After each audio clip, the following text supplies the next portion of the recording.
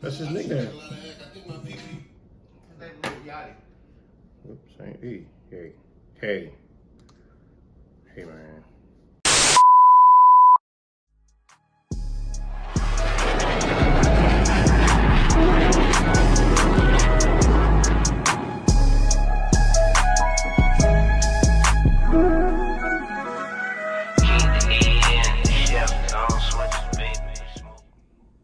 YouTube was good. Back with another video. Told you I ain't playing, man. I'm pushing them out, you feel me? I'm letting y'all know in advance this gonna be back to back because I'm gonna shoot 3 of them tonight, you feel me? 3 of them things. Why not?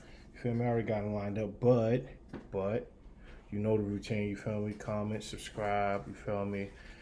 All that, you feel me? Matter of fact, I'm gonna give you a second to go subscribe. Go do that. Now that you've done that, you feel me? Back. Today we got excuse me. Today we got K Flock and B Love, real story. Their documentary. So this guy, he does pretty good documentaries.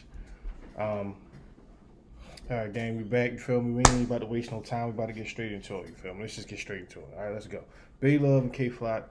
If y'all don't know who they are, you feel me? They're rappers, man, from New York. If I'm not mistaken, they are part of the Bronx drill scene. I listen to them somewhat often, though, you feel me? Not really, but this one, we're going to get into this, you feel me? Like, comment, subscribe. Tonight, police say a gang war is unfolding in the Bronx with teenagers as the victims. Just in the last 48 hours, a 13-year-old and 16-year-old were both shot and killed on Sunday. And then last night, another 16-year-old was shot but survived. It's scary too. At that point, like, fuck the ops.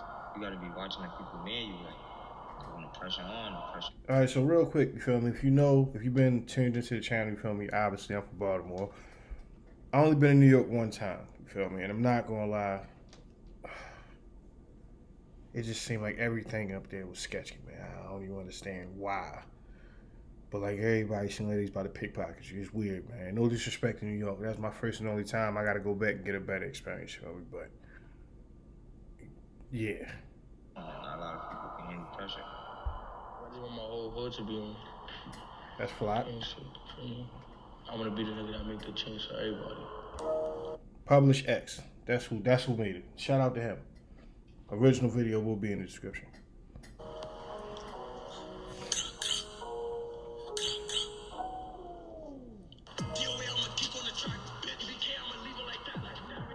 Kevin Perez, who you may know as K Flock, was born April 20th, 2003 in the Bronx, New York. Although the Bronx is the birthplace of hip-hop music, over 40% of the borough lives below the poverty line, making it a hub for crime and gang activity. Growing up a product of his environment, he hopped off the porch at a young age. He tried playing sports, but with their ties to school, which he had little to no interest in, he enjoyed the street culture more. At 10 years old, he started tuning into the drill scene that was taking over Chicago.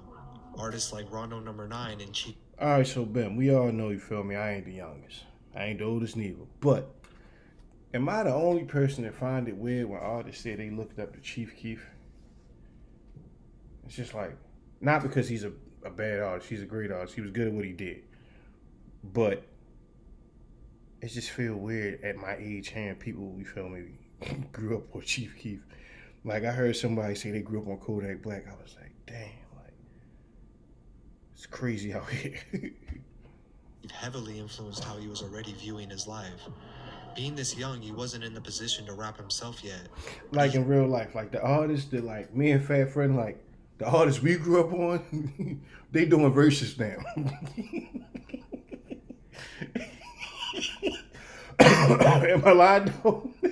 They doing verses now, bro. Like, who you grew? I grew up on Dipset. Like, who your top 5? Chief Keef, Kodak Black. I know, With bro. the mentality of someone twice his age and a point to prove. While in the neighborhood, he would meet other kids like Quayshawn Cannon or B-Love, whose mom lived in K Flock's hood where he spent a lot of time too. Quayshawn went by the nick B-Love, cute ass, like G-Baby. If you ever see Hardball, he looked like G Baby with no hair, bro. RPG. Buddy, which was eventually turned into Buddy Love, and then B Love as we Buddy know him Love. now. B Love is 3 years older than K Flock, but was too already indulging in the street mentality. He stated the streets were a funner environment, and he was already aggressive by nature. He'd rather be outside fighting than sitting in the house all day. Being young and not fully understanding the lifestyle that came with the streets, both would grow up to watch people close to them lose their lives. But by that time, they were already in too deep.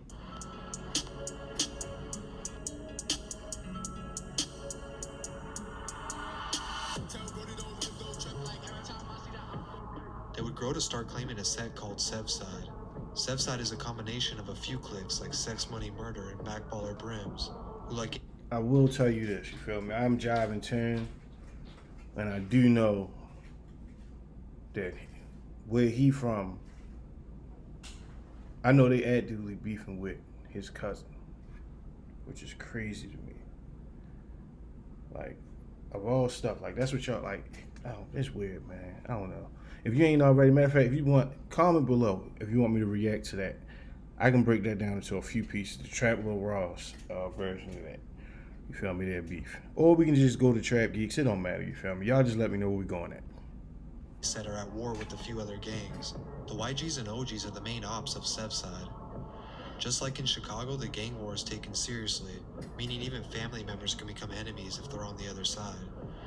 What I just K-Flock said. and B-Love would create a brother-like bond over the years.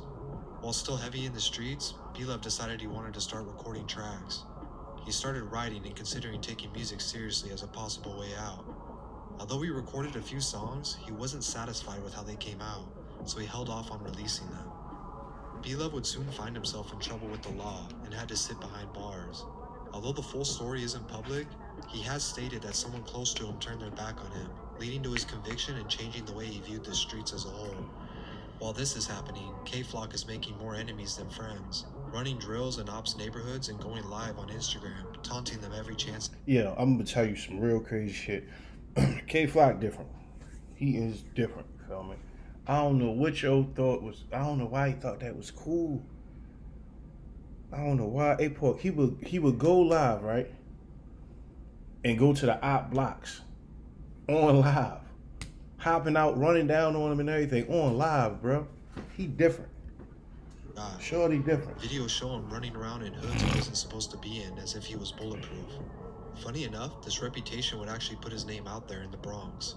A few hundred people started actively tuning in to his live streams. By 2018, the atmosphere of music in New York started to shift. For a while, auto-tune melodic rappers such as Lil TJ and A Boogie were setting the tone. That was until Brooklyn rappers started using UK drill-type beats and turning it into a new subgenre that would quickly become the new sound of New York. By mid-2019, new drill rappers were popping up all around the city. Just as quickly as it blew up, it became oversaturated. While Brooklyn had multiple rappers popping off, the Bronx only had a few that were struggling to get recognition. B-Love, who was back home again, linked up with K-Flock and their associate Dougie B, who had picked up rapping. Dougie B would convince K-Flock and B-Love to start recording their first official tracks, but he quickly... I'm gonna keep it 100. Musically or lyrically, just based off a few songs I've heard, Dougie B is like of the trio. Dougie B probably my favorite of the three. K-Flock got a song that I really like. The one where they sample XX, Tentacion. That song hard, but Dougie B, I like Dougie B. Yo nice, shorty nice. himself You behind feel me? bars On their for level, stealing a rapper on the named drill, from a KVJ's drill scene. chain. Nice. With Dougie B gone, K-Flock and B-Love knew it was time to record some music like Dougie they talked B. about. About 6 months would go by, but eventually B-Love... Hey, yo, booked a you have it studio already. session. Oh, I'm He not. got I'm K to skipping come this ad. along I with can't run your ad, buddy. This is you I can't run your ad, buddy. Can't do. Don't do that. But yo, shout out. I don't even know dude's name. Him and his crew. They be got Dougie B. Man, if I'm gonna clip that right here, man. Oh shit! That's yo, why this sound good? Yo, Now y'all seeing it. Go watch yo. He funny.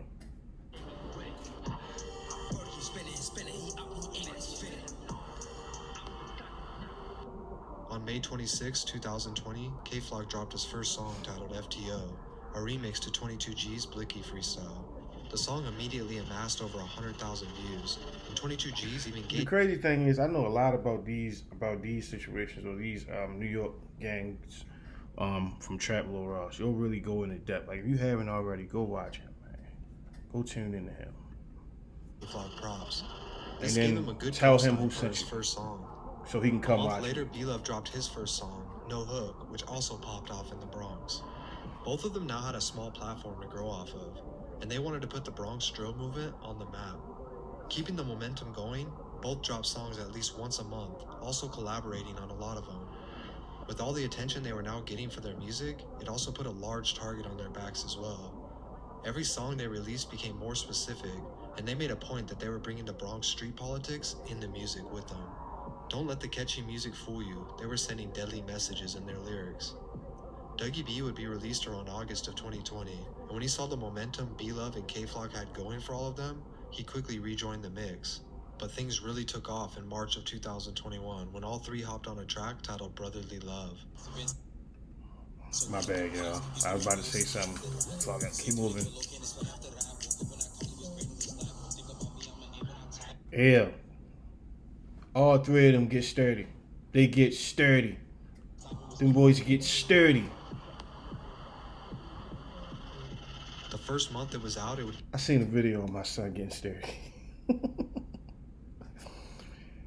Hey, Pork, Chase was getting sturdy, bro. Yeah, man. Made me proud, man. Because I'm seeing him grow up, man. I ain't gonna do that on the video. We'll rap about that later. over 1 million views, and it really put all of them on the map. People started tuning in outside the Bronx now too, making the numbers of their old songs go up as well. They brought a new twist to the New York drill, building on what Brooklyn started, but adding their own sauce. After this, their songs were easily touching the 1 to 3 million view range. But make no mistake, they were still in the middle of a war. Things between the Sev side, the YGs, and the OGs was really heating up. And the crazy thing about it was a lot of people involved were from the ages of 12 to 18. Unlike other gang wars, 12 to 18. God damn. It's just like, you don't even get to be a kid no more. From the ages of 12 to 18. Niggas is active. Like they out there, they in the field. It's crazy. in the past, these kids were younger and wilder, willing Oh, to risk facts. everything for their side. It came to light that Figgity. K-Flock was even beefing with his own cousin and Here we rapper go. D-Thing.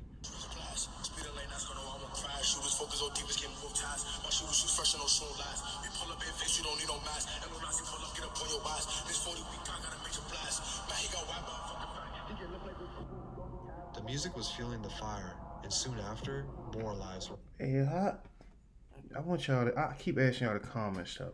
Tell me how the New York gun laws work, because yo was definitely just out there with a cop. Unless that was a video, dog definitely out there with the pistol, you feel me? He drew down on the cop. Not like showing up, drew down on him, but he had it in his hand. Never mind. Just let me know what the laws is, man. lost. In July, a 21-year-old rapper named Ty Swish was shot in the head while outside his apartment complex. Just 2 days later, a 13-year-old named Jarian was chased down and shot outside a popular cafe in Belmont in broad daylight. Damn. It's not confirmed, but it's rumored that this was get back for Ty Swish. On July 11th, another 16-year-old rapper named Rod G's was getting into an Uber headed to a studio session. Again, that Trap Lil Ross video, man, he showed, at least on the Patreon, you feel me? I'm on the Patreon, you feel me? I ain't gonna lie, I subscribe. Like, he got some extra videos, but on there, you feel me, they actually showed everything. Like, they showed the clip and everything and how it happened. It's crazy, man. You gotta go watch it. Two men Stay on in scooters tune. rolled up on the Uber and Tell him I shot sent you. He had mocked the death of Jarian on social media just hours before that. To paint the picture, in just 1 week, 3 lives were taken from this war. Amidst all this, B-Love released If You Know, You Know, and K-Flock dropped Is You Ready, which contained a few lines about his cousin D-Thing. Both would get over 7 million views simultaneously, and even getting radio play on Hot 97. His cousin wasted no time releasing his own diss song, Talk Facts, mocking the deaths on their side. To B-Love and K-Flock though, it didn't matter. They knew they were on the brink of blowing up. G Herbo would soon after hop on K-Flock's remix to Being Honest. If that wasn't enough, He soon got a feature on In the Mood with That Lil sounds TJ cool. and Fabio Foreign. That sounds cool. This would officially bring the Bronx drill scene to the mainstream. Both are rumored to be involved in signing record deals as we speak. Hopefully this will be enough to get them out of the area. We can only hope that they manage to stay out of trouble so they have the opportunity to reach their full potential and leave the streets of the Bronx behind. Well, K-Flock is in trouble. Hopefully he beat it. You don't want to see nobody in that situation, but nobody knows the true story. But that ain't for me to speak on. So I want y'all to do what I said. Comment those things I told you to comment. Subscribe, like it, share it, tell somebody to tell somebody. Yeah, and y'all know how we handle that. We out. All right.